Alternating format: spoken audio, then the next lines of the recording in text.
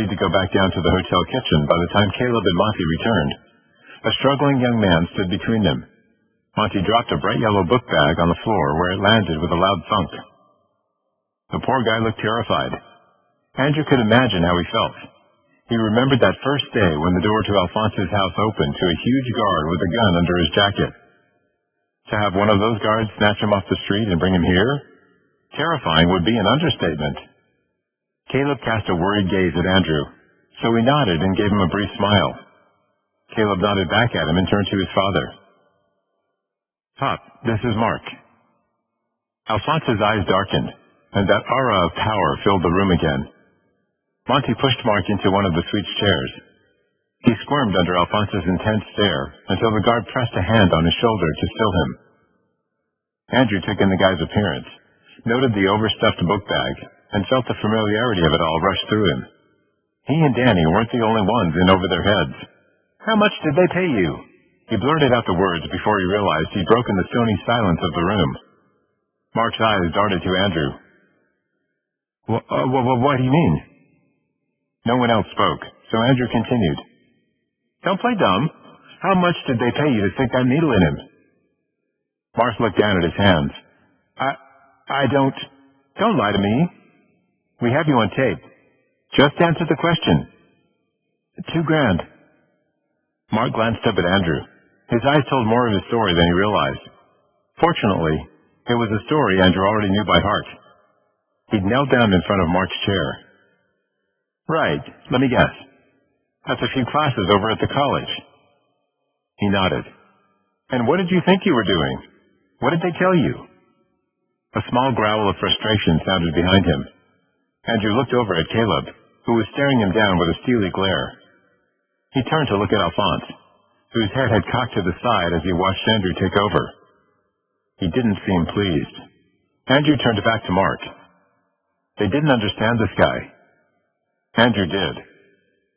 "Tell me," he repeated. "They told me he was the dealer that got my brother into trouble.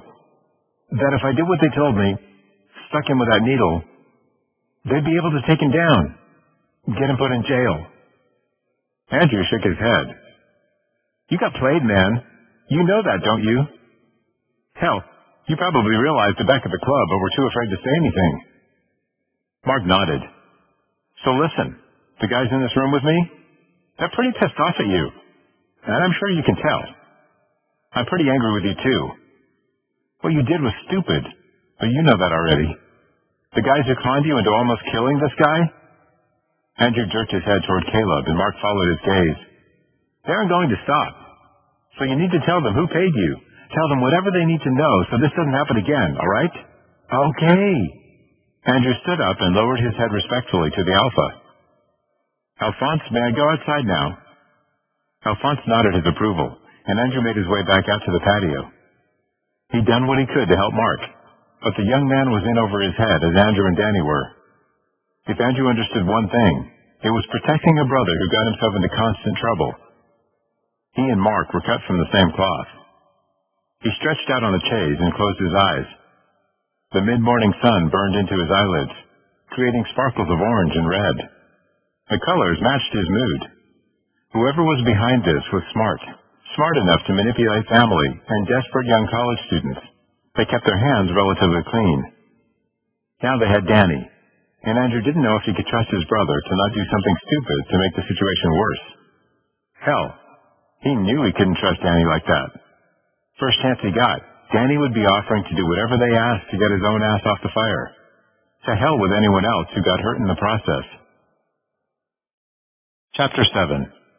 Andrew's gamble paid off. He didn't know what Alphonse, Caleb, and the guards had planned for Mark, but after Andrew's little talk with him, he answered all of their questions. And now they had a name, Wesley Miller. Even Andrew knew about the Millers. The youngest son had been a senior when Andrew was a freshman in high school. They'd never hung around together, but Andrew definitely knew of him. Star athlete, nicest clothes and car, and worst attitude. It appeared to be a family trait. Andrew had no idea how Danny had gotten mixed up with them. The Miller name was on half the businesses in town, including the car dealership where Andrew had bought his little junker. Caleb leaned back against the balcony railing and looked down at Andrew. I can't believe you just took over like that. I can't either. I'm surprised your dad didn't have me dragged from the room. Is he pissed? Not really. We got what we needed. Andrew stood up so he could be a little closer to Caleb. I recognized him. Not him exactly. I'd never met him before. But that look, that struggle and hunger, that was me not long ago. Working and going to school and trying to get something better for myself while dealing with a brother who was constantly in trouble. I doubt you were ever that desperate. Andrew shook his head. That's just it, Caleb. I was. Hell, I still am. If someone had offered to pay off all the credit cards Danny ran up, and all I had to do was one little thing, I'd have considered it. Caleb grabbed Andrew's arms and pulled him close. But you wouldn't have hurt someone else to do it. See the difference? I'd like to think that, but right now it's hard to imagine. You know, the first second they threatened me and Danny, before the fist started flying, I almost just said, sure, whatever you want, and meant it. Do you know what that feels like? But you didn't. Andrew pulled away and turned to look inside. Mark sat huddled on the couch. They didn't know what to do with him. No one felt comfortable just letting him go, but it wasn't like they could keep him here forever. I know what it's like to be him, though. So keep that in mind as you guys decide what to do. We're not going to hurt him. You know that, don't you? I'd hope not. But right now, I'm not too sure what to think. And all I know is someone tried to kill you. And if I was your dad, I'd be wanting to keep it from happening again. Alphonse gestured for Caleb to come inside. He pressed himself against Andrew's back and nuzzled Andrew's neck. Trust me, please. He released his hold and went inside. Trust. Such a simple word. Easier said than done. How could he trust anything when everything in his life was turned upside down? Caleb looked over his shoulder at Andrew. Whatever Alphonse was saying, Caleb didn't seem happy to hear it. He shook his head and turned back to his father. They argued for another minute before Alphonse waved Andrew inside as well. I'm taking Jed, Monty, and Mark and going back to the house. I want you and Caleb to stay here until you hear from me. What? Andrew turned to look at Caleb. One glance at his red face and tight lips, and Andrew turned back to Alphonse. Is it a challenge if I ask why? Caleb stepped closer to Andrew, but Andrew held out his hand to stop him. No, Caleb. Your father and I have an understanding. If I do something wrong, he explains it to me so I don't do it again. Caleb opened his mouth to reply, but snapped it closed again. He turned to look at his father, who smiled at Andrew. Not a challenge, Andrew. Depending on your tone, that is. Okay. Then will you tell me why we shouldn't stick together? If something happened, I wouldn't be much help to Caleb. Alphonse stepped forward and placed his hand on Andrew's shoulder. He lowered his voice and shot a quick glance to Mark. Monty and Jed stepped between them and blocked the young man's view. I want Caleb to have another day to heal. He seems fine since he shifted and the needle came out. Caleb can explain more, but I want to get back to my home. I've called in a neighboring pack that I trust for reinforcements. I've also notified Caleb's uncle and cousin that they are needed. Will that be enough? It will be. And Caleb will take care of you. With that, Alphonse and the guards left with Mark. Andrew stood blinking after him for a minute. What the heck did all that mean? Dad knows how I feel about you. I won't let anyone hurt you. And neither will the wolf inside me. We both proved that yesterday. What? Well, you don't, I mean, yes, I care about you. Don't get weird on me. You knew this already. Pop's also worried about that needle. You know what it means? Andrew took a minute to process. They know you're wolves. That's why it was a silver needle. But how do they know? That's what we have to figure out. You know, it works in your favor that it didn't kill you. Pardon? Oh, well, obviously the fact that you aren't dead is a plus. Andrew laughed. Sorry, I just meant that if you thought the silver would kill you because you're a wolf, and it didn't, then they must be having doubts. If it got out that someone stabbed you with a needle and it made you sick, but now you're fine. Caleb's brows shot up. Good point. We'll tell Pop about it tomorrow. Nothing will happen before then. He'll be very cautious how he handles this. I'd have thought he'd go in with, well, claws blazing, or whatever the shifter equivalent is. You still think we're some horror movie creatures? Caleb huffed out a breath and turned away. His shoulders slumped as he went into the kitchen area and opened one of the complimentary bottles of water on the counter. I don't, Caleb. I promise. Andrew crossed the room and wrapped his arm around Caleb's stomach. Yesterday, when I found that needle in you, I wanted to hurt someone. I wanted to find Mark and punch him right in the face. Getting mad when someone hurts someone you care about isn't a wolf thing. It's a human thing. Caleb spun around in Andrew's arms. I don't want you thinking of me as a monster.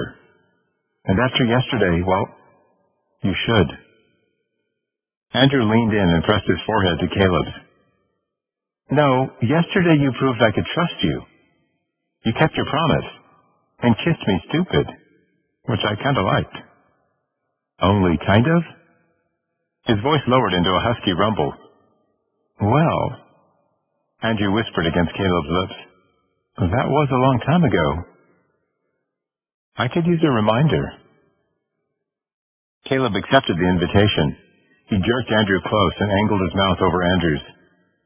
All thought fell out of Andrew's head. He could only focus on the sensation of Caleb's body against his taste, smell. His breath coming in gasps, Andrew broke away. Caleb kissed down his jaw to his neck. He pushed Andrew's head aside and looked over the tender veins. Andrew's knees wobbled, and he grabbed hold of Caleb's back to keep himself upright. Caleb spun him around and pressed Andrew against the cabinet. Before he could process the new position, Caleb had lifted him up and set him on the counter.